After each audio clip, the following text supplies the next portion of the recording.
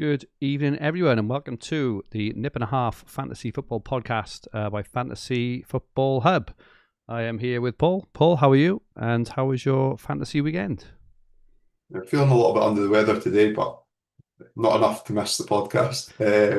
And yeah, I've had quite a good week. Feels like an enigma, but I've had a good game week across all formats this game week, which I haven't often said this season. Which one? I've had I've just looked. I don't feel like I've had a good weekend, but I have got smallish greens in all formats. Yeah. But I've used quite a few transfers over different formats, and some have paid off, some haven't paid off. But I think, well, should we go on to Dream Team first? We never do Dream Team first. Should we do Dream Team first? I think we always do Dream Team first. We never do Dream Team first. Yeah, I'm happy about that. Okay. Happy. Well, anyway, I had 3 free transfers going to this week. I had a bit of a horrible week last week.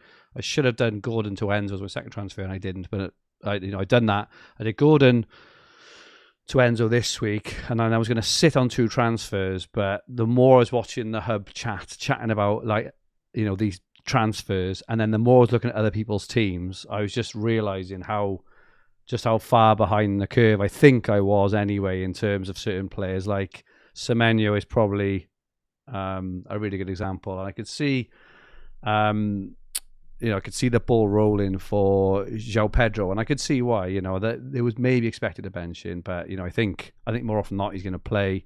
He's a top asset. Chelsea's fixtures are really good. They've got more, as many or as many fixtures as anyone else. And I took out Dominic Szoboszlai and Hugo Ekitike on Saturday with about 2 minutes. Well, I say 2 minutes. I'm exaggerating. Maybe half an hour before. I'm always a bit rushed on a Saturday morning. Is the problem? I've got like kids football. I got things on and stuff. So I'm always a bit rushed. I can never just sit down and give it the real thought it needs. And I'm not even saying that I would have come to the same conclusion or not. But obviously Ekitike smashed it with 18 points. I think Szoboszlai even got like 9 as well. So 27 points down. Although Semenyo I think got 10 and João Pedro got 10 or something. So it's okay. And obviously they play twice again, which is probably the major reason I bought them in. So halfway, I've got 83 points. I've got a very small green, but I'm hoping the moves pay off in the second legs. I definitely expect João Pedro to start. I expect Semenyo to play as well. And we'll see. But yeah, happy with my team, but it just so happened. And Gordon scored as well. So the 3 players I took out scored, I think it was 36 points between them, an average of 12 points, which, if I'd have just left everything be, I'd be, I think, maybe about level, because Enzo did obviously okay. Well, no, yeah. I'd still be down actually, but I have got the extra games. But anyway, I'll stop blabbing now. What did you do with Saka? I subbed him out for Palmer. So Palmer got 4 points. Again, hoping he plays midweek. I don't really mind outcomes on things like that, because I still think, regardless, starting at home to West Ham, I still think it was the right thing to do. So I would have liked, I'd like to return off him, but I'm not overly bothered. It's like I've turned down a couple of other opportunities to make subs, and I haven't, and they've turned out well in terms of I wouldn't have got many points. So I think on this one, I think it's the right move, and regardless of the outcome, I'm okay. So, but yeah, just a bit of a oomph game week, just considering I took out, Ekitike and Szoboszlai and Gordon, but still games to go, and it could be that the players I brought absolutely smashed it this week, because my rank got decimated during that Liverpool game. Obviously they don't play again now, so I'm hoping for a rise before next weekend. I was watching the Royal Rumble live whilst the Liverpool. I was getting notifications from the Liverpool game, and I've got Ekitike and DreamTeam and FPL. Nice. So very, very welcomed for me. Yeah, I'm on 95 points so far this week. I did the 2 players I subbed out also both scored at the weekend, Gordon and Jesus, but did bring in Semenyo and Fernandes. So, what did Bruno get out of interest? Oh, Enzo Fernandez, sorry, was it? Yeah, Oh, yeah, sorry. Okay, yeah. yeah, 9. I think Bruno Fernandes got 9 as well, and Enzo okay, got 9. yeah. So yeah, pretty happy with how things went. I've still got the 2 Liverpool players in, and I don't have any subs left, so I left Saka in as well. So that was 95 points without getting a sub there. So it's actually been quite a good game week for me. Um, what transfer have you thought about transfers yet? It, Had a look at one. um, Mike's fixture planner for Dream Team. There's some and like there's I think there's going to be a lot of deviation over our game plans over the next 2 to 3 weeks, which I think can only be a good thing for the game. Because again, I think Bruno Fernandes would be popular this week had he not definitely blanked the following week Yeah, because they're at the FA Cup, yeah. and I think I'm still going to go and get him for that probably for that reason that I think that people will avoid getting him. So I'm Fixtures are planning nice. on. Spurs and West Ham are good fixtures, Yeah, and they're on yeah. form, right? He's playing in the 10 role Yeah, as well yeah. now, so he's not only just relying on the more defensive outputs that you get generally rewarded for in Dream Team. So yeah, I'm thinking of doing that, and then I'm not too sure on the second move or whether I roll. Um, but I think looking at the fixture ones, because you've got Arsenal who are very likely, well, it'll be them or Chelsea that get the double on the FA Cup week, I think it Mm. is.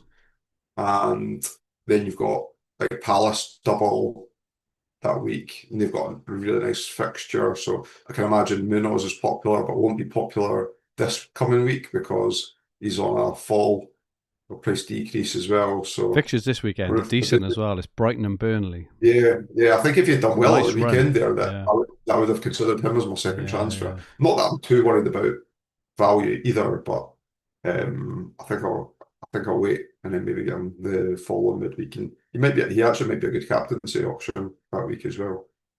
Yeah, Newcastle, Palace, and Forest, and you probably expect them, all the big guns, to play all three. I suppose it depends what Newcastle do in the FA Cup. Who do you think? I think a thing going ahead to this week is who do we think is going to play in the FA Cup? So Liverpool have got Brighton. With no midweek game, you You think expect they that may go Liverpool will reasonably pretty strong, don't strong. you? Man City have got, is that Salford?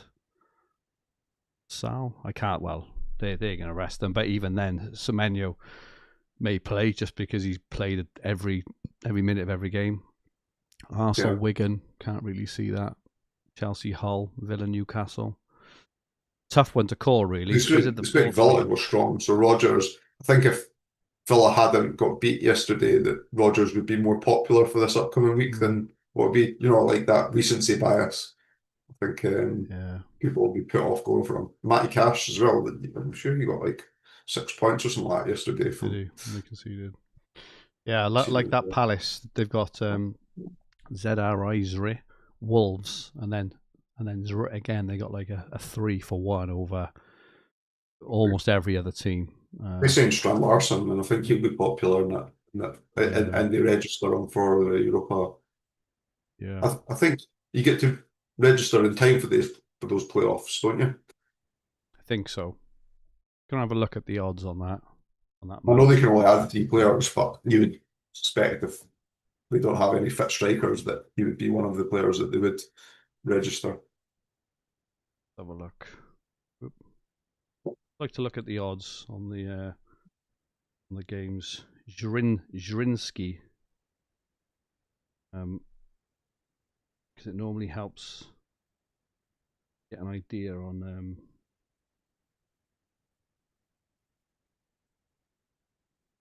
Zrinski. Palace are 1.3, so Palace are like massive odds on to that game. So yeah, huge odds on. So yeah, probably looking. I don't know, maybe like someone like Sarr as well potentially. Sarr, Strand Larson, Munoz, they're all going to be nice. No, Sarr took the penalty yesterday. I don't know whether he'll Yeah. hold him when Strand Larson's there, but there are some decent options there. It could be an opportunity to climb there actually, because if people are stuck with a load of Arsenal and Man City and and everyone else, and they don't play at all in the FA Cup, it means that those Palace players will very likely have a 3-for-1 over them, which is not to be sniffed at, and 3 very nice fixtures. They'll be odds on in all 3 games as well because they're home to Wolves in between. So, interesting stuff. Where should we go next? Telegraph? Yeah, go on in. How was yours? I bet you scored 61. one more point than me. Go on. 61. Oh, no, I haven't scored that many. 54. You have got Cherky, though, haven't you? Yeah. Yeah, he was the difference, I think. I've got 5 Arsenal, 5 Arsenal defenders as well. Wow. Okay. And I didn't make a transfer at the weekend as well, so I didn't get the benefits of doing that. Or even that one June talked about. Well, I did want to move to João Pedro, but I would never ever transfer in a player who's benched, regardless of if I wanted the person long term or not. And that's twice that I've done that, had that thought process this season. It's burnt me a little bit because I was going to do Enzo Fernandez in the FA Cup game where he came on, and I think he got a goal and assist. Did he get a goal and assist in that time he came on as well? So, yeah, so I've got the Arsenal back 5 with hit Cappy as well. Semenyo, Cherky, Fernandez, Enzo Fernandez, Rogers, Haaland, and I've still got Bruno Guimaraes, who didn't sound very promising. I know how's misleading a lot in his updates. So I might move him on to João Pedro tomorrow night. Yeah. I think that's where I'm at. I made 3 transfers on the weekend and still scored less points than you. But I planned 2 of them anyway, but the Saka injury just hurried a third one on. Really, I don't think he's been worth it anyway. Saka, he just haven't been returned, has he? Really, so quite happy with my team now for a while. I think I moved out Bruno G, Saka, and Lacroix. I brought in Chalobah and Guéhi, who both conceded. And it could have been worse. Could have been worse. You're lucky. Yeah, well, not lucky, but on goal. And Bruno F came in for Saka. But yeah, I'm at my team now. Raya, Timber, Gabriel, Chalobah, Guéhi, Semenyo, Rogers, Enzo Fernandez, Bruno Fernandes, Haaland, and Thiago. I know Thiago hasn't really been doing it, but he does go on a little bit of a run. So I could move him on maybe for a defender, but I don't know. Well, see, I was looking at the opposite. So I don't have Thiago, and I was like, when's the nice so their short-term fixtures aren't great. I think that's what you're alluding to there, but then they do turn great. But Brentford play Arsenal on Thursday, the 12th of February, so in 10 days' time. And it's like, and they play the last game in the full game week. So it's like the perfect time to hop back on them. I know the Arsenal fixture in isolation isn't ideal, but that's just before they go on their good run of fixtures. So I'm thinking that I might go back to him at that point, in for him at that point.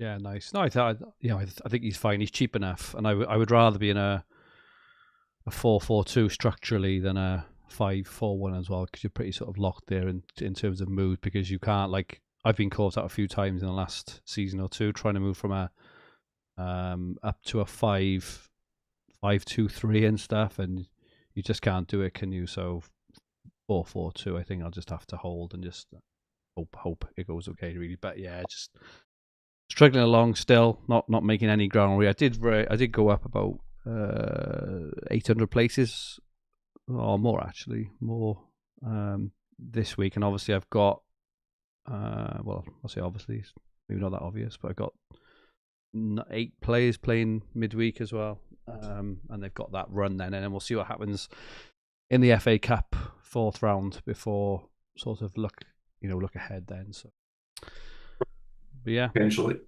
10 players. But I don't think Raya plays, and there'll be a few in there. Yep. Arsenal defenders as well. I'm not too confident on. You can imagine that's a perfect game for them to play. Calafiori and a few others, Mosquera, White. Let's just catch up with the chat. Cloudy Sky Fantasy is in. Evening, gents. Which was the worst refereeing decision of the weekend, and will VAR ever reach the standards refined over the years by cricket? and rugby. I did see. I didn't. I can't. I can't. I did watch the what games I watched. Yes, I watched the United game and I watched the Man City game, and and the offsides they just took forever.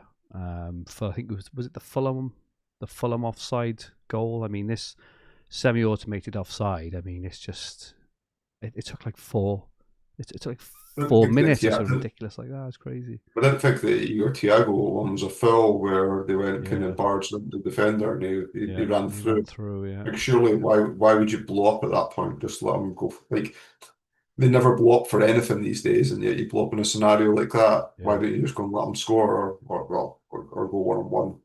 It seemed that it seemed in the first half of the season that the whole sort of VAR thing had calmed had, had calmed a little. It seems that it was just it's just part of the game now. Like I think I'm in the minority in terms of I like VAR. I don't like the 4 minute waits for obvious offsides and bits and pieces, but you know imagine now there was no VAR with the offsides, the incorrect penalties, the red cards, incorrect red cards, and all it would be absolute mayhem. And all the talking points would all be instead of sort of one or two major VAR talking points over the weekend, there would be about 20 to 30 incorrect decisions, massively influencing the outcome of games. Sorry, just quickly as a Spurs fan, the biggest one I remember it was when Spurs played Man City in the Champions League. I can't remember if it was I want to say the quarter final on the year that Spurs got to the final, and the ball hit Aguero, and I think Sterling went through and scored. It was to win. They would have won like 5-4. It was the last minute of the game. Typical Spursy thing, right?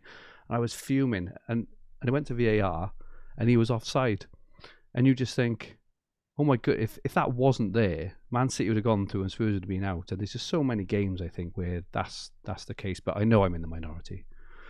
Or you think it's bad in the Premier League? You should watch it in the Scottish Premier League because believe it or not, there is worse officiating than what you see in the Really? Premiership. Oh wow. Yeah. Uh, Brownie is in, and Nobbles, FPL Sparta.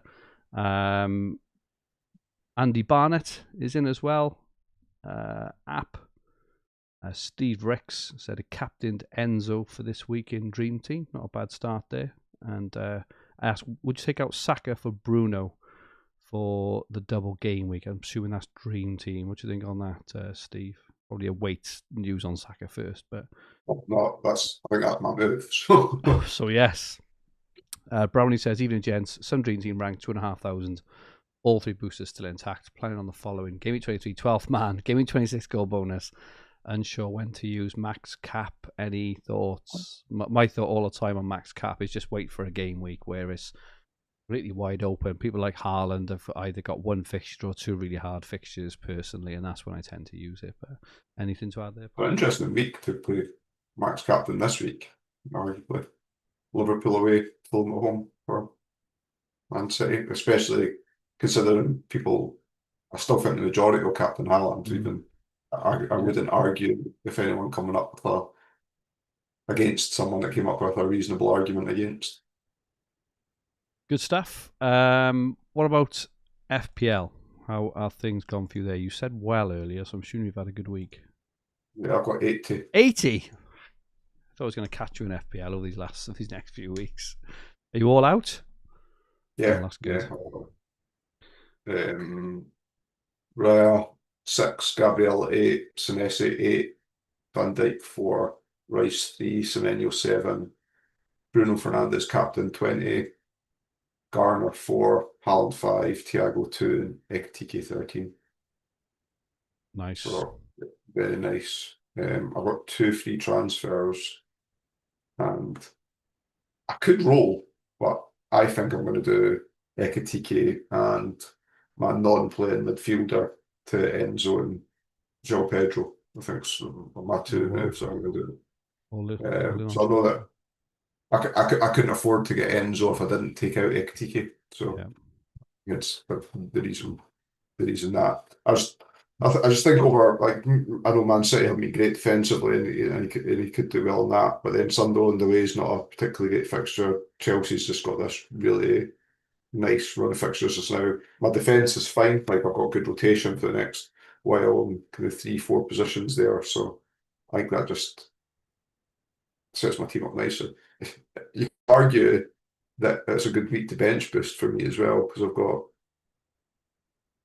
4 decent players on my bench as well. I probably won't, um, but yeah. So squad set up would be set up nicely. That's me up to 375k. So Swine. it's not like whilst at the start of the season I probably would have aspired to be higher than that. Just now, considering where I was like 3 or 4 weeks ago, is going really well. Good work. You've had a nice green. I've only scored 66, but I've got 2 to play this evening. I benched like Petrovic has been awful all season. I don't think he's kept a clean sheet since I brought him in a wildcard in game week 10. Benched him this week for Davrabka, and he goes and bangs in a 10-pointer. Apparently I wasn't watching the game, but apparently he was like, another save from Petrovic, another save from Petrovic. I'm thinking, please concede, because obviously you had Senesi, or not just you, but a lot of people had Senesi, and I had Petrovic. That's a huge, huge swing there. But I've got Mukiele playing tonight, home to Burnley, which could be a nice fixture for him, and Davrabka. So hoping for a 0-0 with lots of DEFCONs for Mukiele, lots of saves for Davrabka. But I'm on got a decent game week rank since I'm only on 66. I've got a 1.1 million game week rank, so should hopefully get into the top 1 million game week rank. And where am I? I'm trying to look at my overall rank. I can't find it at the moment. 891, which I'm reasonably happy with because I'm scraping around the early millions for a while. So hopefully if I can get like a haul off one of the players, or like a 6 and a 5 off them or something, if that can get up to like 750k or something, I really feel like I'm making some progress. Team's in good shape. Looking at next week, my team's probably not, well, my squad's not as good as yours. We do have Enzo already. We've got Gabriel, Timber, Bruno, Rice, Enzo, Rogers, Thiago, Katike, Haaland, and I'll have Anderson to come in as well. Probably bench Mukiele is away to Arsenal, so I'll have a decent team next week. I'll only have 1 transfer, I think. Will I have 1 transfer? Yeah. But I've got Dorgu and Tavernier. We're both out with injuries. But yeah, Davrabka home to West Ham on the weekend. Petrovic home to Villa. Just okay. So yeah, I'm reasonably happy. Very happy to sort of see myself through now until the wild card later on after game week 31, I think it is, isn't it? And just cruise along. But it's quite nice. I like normally in FPL, I feel like I'm playing catch up all the time, whereas I'm in a bit of a run of greens now. I think that's my let's have a quick look. My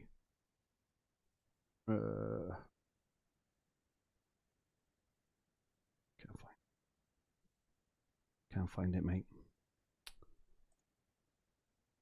No, I can't find it. But yeah, on a decent run of greens, about game week. I've had, this will be my 5th in 6 game weeks. Not bad. Anything to add on FPL over the current weeks? I think so.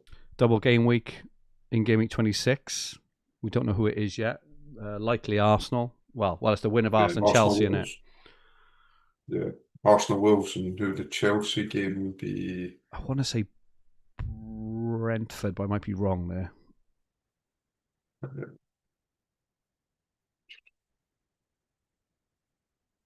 Have you got it up?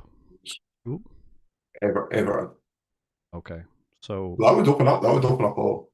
Would be more interesting, right? If it's that Everton, Bournemouth, and Chelsea both at home. You'd see more interesting Everton players there than what there would yeah, be Wolves players. you've got Garden already, haven't you? As Yeah, well, yeah. which is good for you. So yeah, I mean, I think Arsenal are obviously heavy favourites to go through anyway, but I think so. It depends though, because I think Chelsea judging by the team they rolled out on the weekend, will be full strength. They rest a lot of players. If you're writing what you think, I think Raya may get a rest. I'm not sure about the rest. It's a cup final. They haven't got Europe. I think they can afford to rest in the FA Cup. I think they've got on the FA Cup. Arsenal. They've got Wigan at home. And they've got Sunderland at home on the weekend as well. So maybe they roll out their big guns for the next 3. And then they've only got Wigan in the FA Cup, and they haven't got Europe. So they have got a massive break. They only play once between the weekend of the 14th of February and the 27th, and it's away to Spurs, granted. But yeah. If Declan Rice starts against Chelsea and João Pedro starts, who would you transfer Bruno Guimaraes out for in Telegraph? Probably João Pedro. They got Wolves and Leeds straight after as well, and then Hull in the FA Cup, and then they're home to Burnley as well. So their fixtures are sick. Yeah, but then for Arsenal, you've got the extra fixture on the run as well. Yeah, but Rice is, even though he's decent, like, you pick Rice as a long-term hold, don't you? You don't pick Rice for a run of 3 fixtures. You know he's going to score well over a sustained period of time, but João Pedro is where the fixtures and the form is. Yeah, maybe. I don't know. Are you planning on holding Rice through, or? Oh, I would. You'd hold him. Just that I agree with your argument is that you don't buy Rice to try and identify where he's going to haul. Like, you play the games, but then you're already getting extra fixtures at the start to pick up whatever his average points are in that period. Good stuff. How are we looking on the leaderboard? I'm dreading this. You are sitting in 32nd with that's not as bad as I thought it was going to be.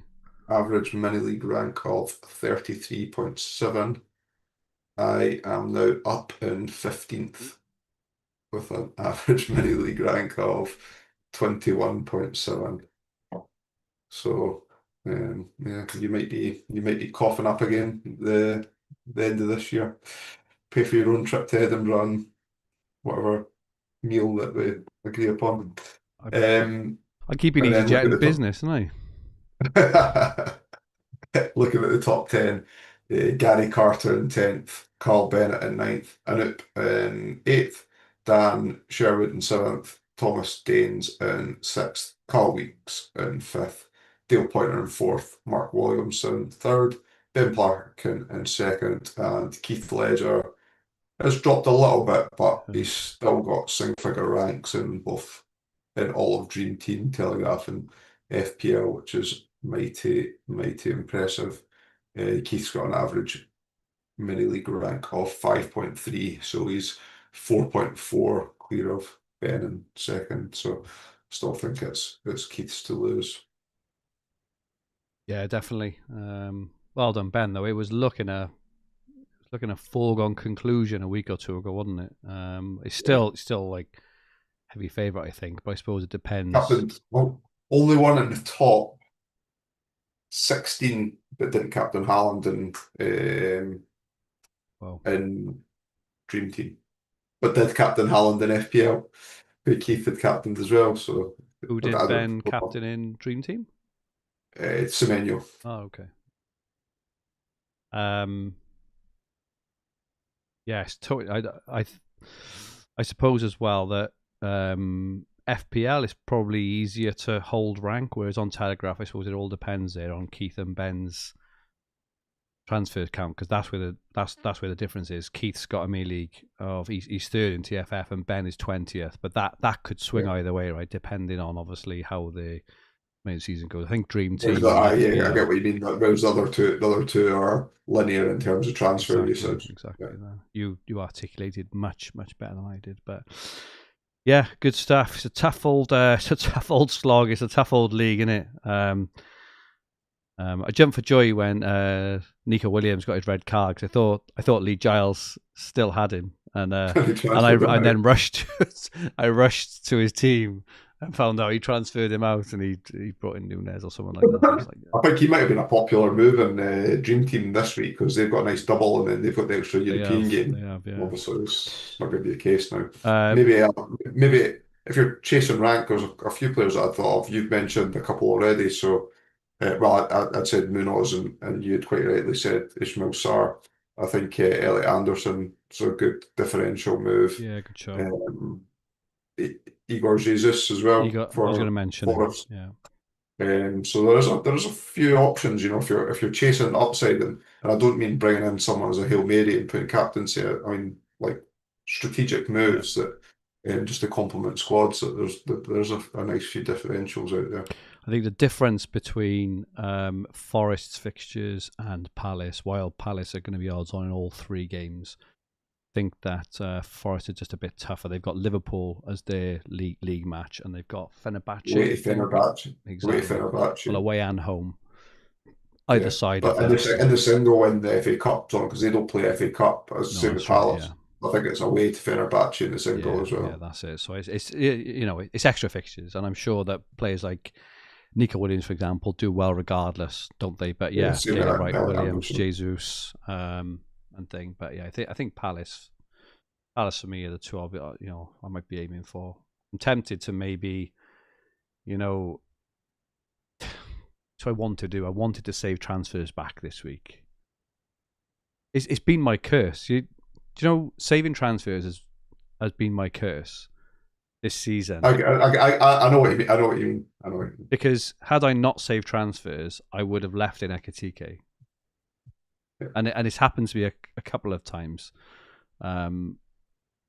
whereby I think how nice would it be to save some transfers back so you can get to 4 or 5 transfers, put in like 2 or 3 or 3 or 4 Palace and Forest players, really play the upside there, because there's not many like you got solid 3-for-1s there. You don't often get that in this format at all. You can really get, you know, if things go your way, you can really smash it and climb up and then climb out of it again, whereas that's hard to do when you've only got 2 transfers. But you know, because you can't just maybe go for, you know, if you say, oh, Sarr and Munoz, but then you've got an injury or potential injury, and you've used all your subs and stuff. So but yeah, good stuff. It's just, you know, it's attrition in it at this point when things are going. I mean, things are going okay for us, right? You know, it's not like we're having woeful seasons, but you know, I think you just gotta stay in the hunt, haven't you? Just stay in the hunt and hope that people, as we've done in the past, have shit the bed a little bit, and you know, and kind of make these rogue knee-jerk moves that can send their team into disarray, whereas you're just constantly just playing the solid game.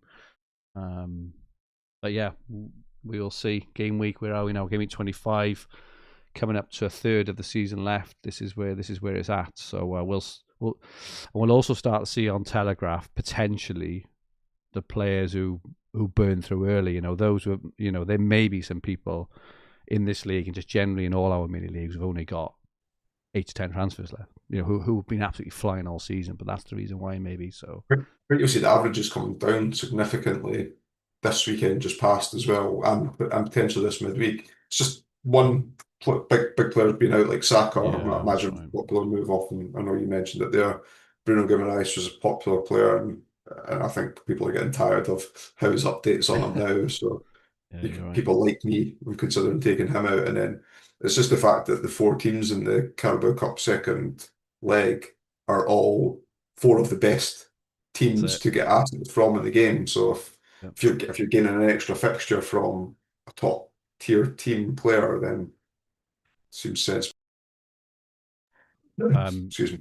And this used to happen on Sky as well, but I think what we'll see on Telegraph as well is when we get to sort of 8 or 9 game weeks out of sort of game week 31, 32, you'd think that the transfer averages just completely slumps down, but it actually goes up in my experience, because the engaged players are then there. They're taking up the top 200 places or whatever, or top 1,000 places. And all of a sudden you think, oh, I'm sat on 12 transfers, I'm laughing. And then the average jumps from like 8 to like 13. And you're like, what's happened there? So, yeah, just sort of, you know, word of word of caution for newer managers, it doesn't continue to go down at this rate. There will be a point where it plateaus, and then actually the average transfer count increases because the top few hundred places are jam-packed with good players. All the people on this bloody leaderboard. but yeah. Okay, mate, good stuff. Best of luck for the week. Best of luck to everyone else for the week as well. Back next week.